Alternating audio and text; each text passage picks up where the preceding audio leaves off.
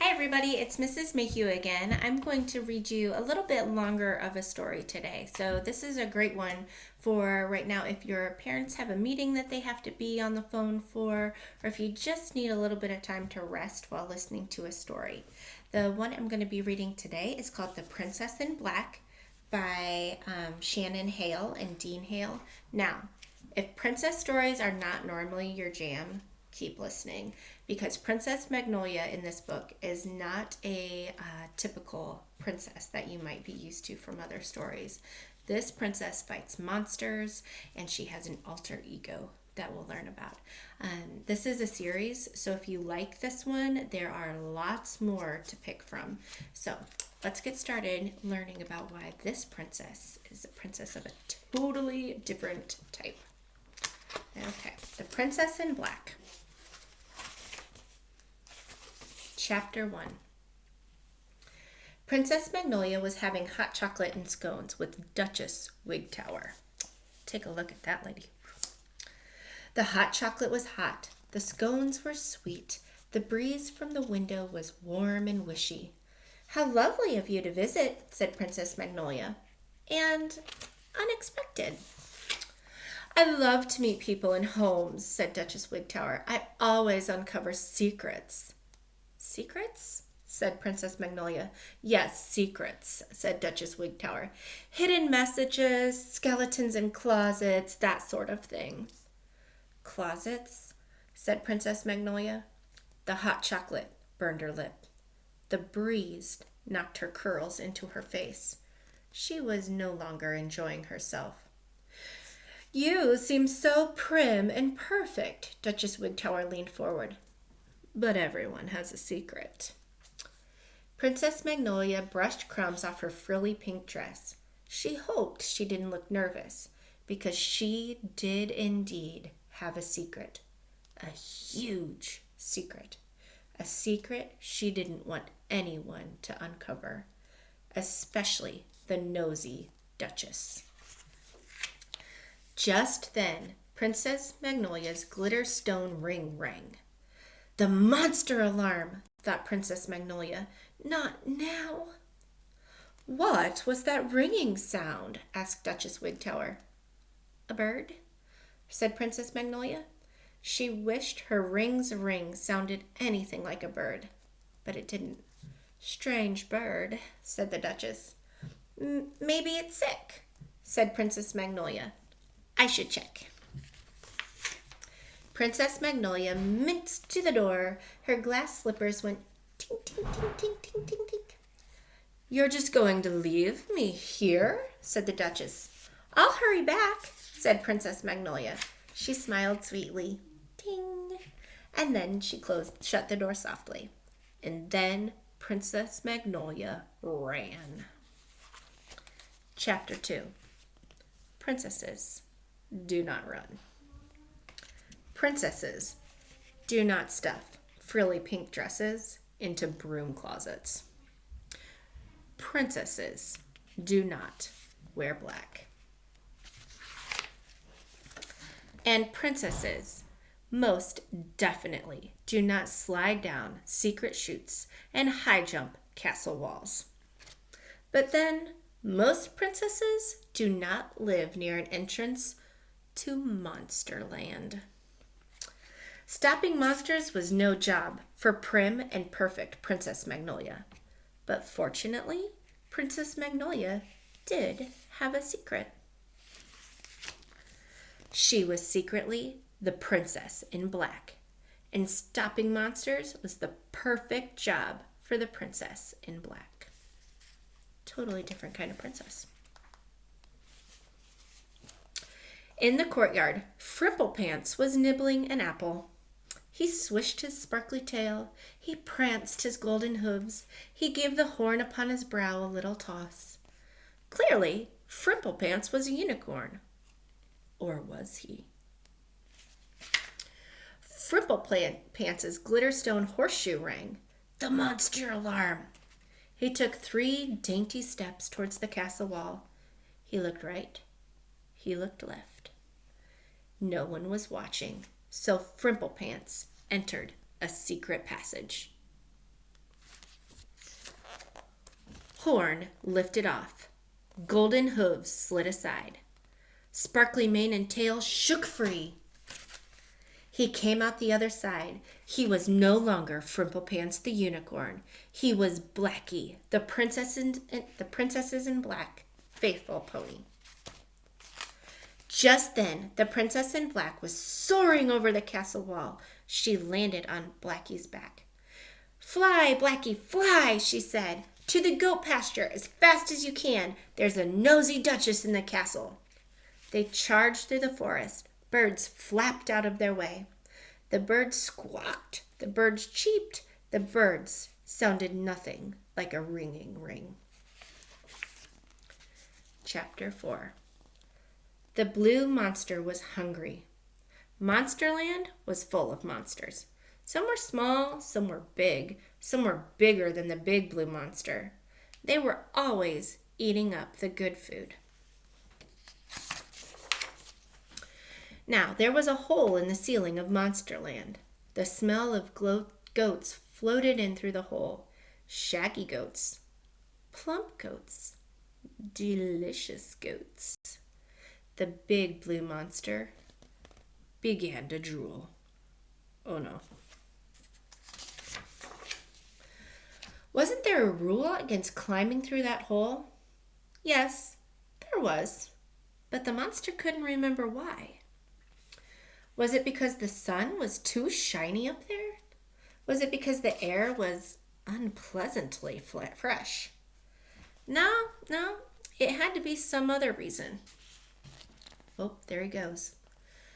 The big blue monster was too hungry to remember, and so he climbed through the hole.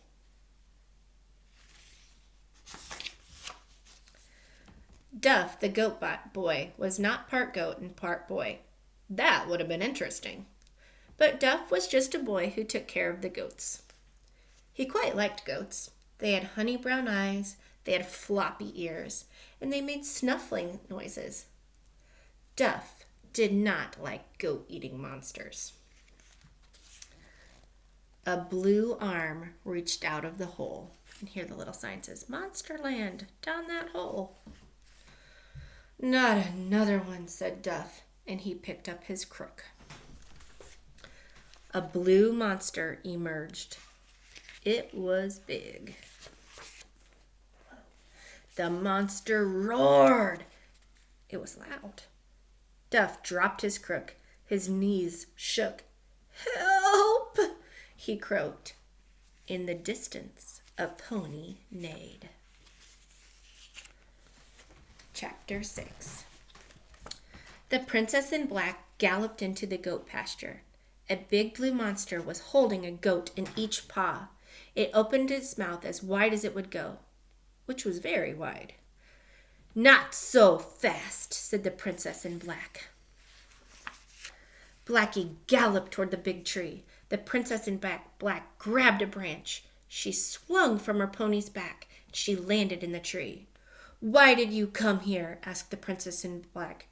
"Eat goats," said the big blue monster. "You may not eat the goats," she said. "Eat goats," hollered the big blue monster. "You may not eat the goats," she said again. "Behave, beast." The big blue monster set down the goats near a small tree. It tore the tree from the ground. The princess in black did a backflip onto the grass. She pushed a switch on her scepter, and it turned into a staff. This is fancy. The big blue monster roared and swung the tree. The staff met it. Sparkle slam! That's what happens when a princess starts fighting the monster. Sparkle slam! The princess in black and the big blue monster waged a battle. Princess pounce! Blackie buck! Hornsnoggle hop! Twinkle, twinkle, little smash! I like this part. With luck, the battle would be quick. Duchess Wigtower was in Princess Magnolia's castle, and her castle was full of secrets, especially the broom closet. The princess in black hoped the Duchess would not snoop. Do you think the Duchess is going to snoop? I think probably. Chapter 7. The Duchess began to snoop. Princess Magnolia's tower was spotless. The windows were as clear as glass. The couches were as soft as cushions. It was almost too perfect. Something must be amiss. Look at that lady just snooping. Duchess Wigtower opened a closet. Frilly pink dresses. Perfect for a princess. She opened drawers. White gloves and flowered headbands. Beaded handkerchiefs and crystal bracelets. All perfect for a princess. Drat, said the Duchess. No one is this perfect. The Duchess was determined to uncover a secret in Magnolia's castle. She just had to look harder. Chapter 8. Duff, the goat boy, settled onto a tree stump. He had always enjoyed the Princess in Black's ninja skills, but today he noticed something new. The Princess in Black reminded him of Princess Magnolia. Without her mask, they might even look the same, thought Duff. The Princess in Black was the same height as Duff. So was Princess Magnolia. The Princess in Black had honey brown eyes. So did Princess Magnolia. The Princess in Black had a sparkly tiara. So did Princess Magnolia. Could the two princesses be the same girl, thought Duff. But Princess Magnolia wore glass slippers on weekdays. Princess Magnolia was afraid of snails. Sunlight made Princess Magnolia sneeze. And at the moment, the Princess in Black was hog-tying a monster. Duff laughed at his silly imagination. He nibbled on some popcorn. He waited for the part when he would cheer. They are watching her fight the monster. Chapter 9. The Duchess pinked under a table. Not so much as a wad of gum. Was Princess Magnolia as perfect as she seemed? No, surely everyone had secrets. Duchess Wigtower would find something amiss. She is a snoopy snooper. The Duchess left Magnolia's tower room. She poked around the throne room. She examined the ballroom. She explored the kitchen. She even paused to inspect the cookies. Everything was completely perfect.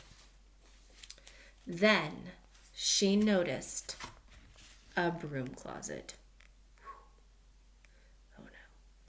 Something was stuck beneath the door. She yanked it free.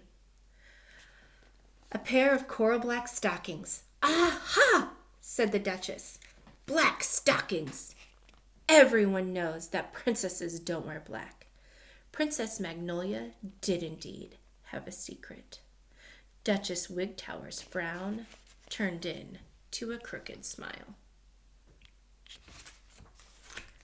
Chapter 10. The Princess in Black was trying not to worry about the nosy Duchess. She was busy battling a big blue beast. The monster was just so huge and heavy. It was all tied up, but she couldn't push it back in that hole. Go back in the hole, said the Princess in Black. Roar, said the big blue monster. Behave, beast, said the Princess in Black. Roar, said the big blue monster. The Princess in Black sighed. She raised an eyebrow. Please, she said. The big blue monster sighed too. It rolled back in the hole. Duff cheered. The Princess in Black bowed. Thank you, my friend. Until next time. She patted a goat's head. She sprang onto Blackie's back, and they galloped off into the forest. She had to get back to Duchess Wigtower. She hoped she wasn't too late. Chapter 11. The big blue monster plopped down into Monsterland. It chewed off the rope. The rope was pretty yummy, but not as yummy as goats. There was a rule not to climb through the hole. Now it remembered why. The sun was too shiny up there. The air was unpleasantly fresh. But that had nothing to do with the rule. Monsters should not climb through the hole because of the princess in black. She would not let them eat goats.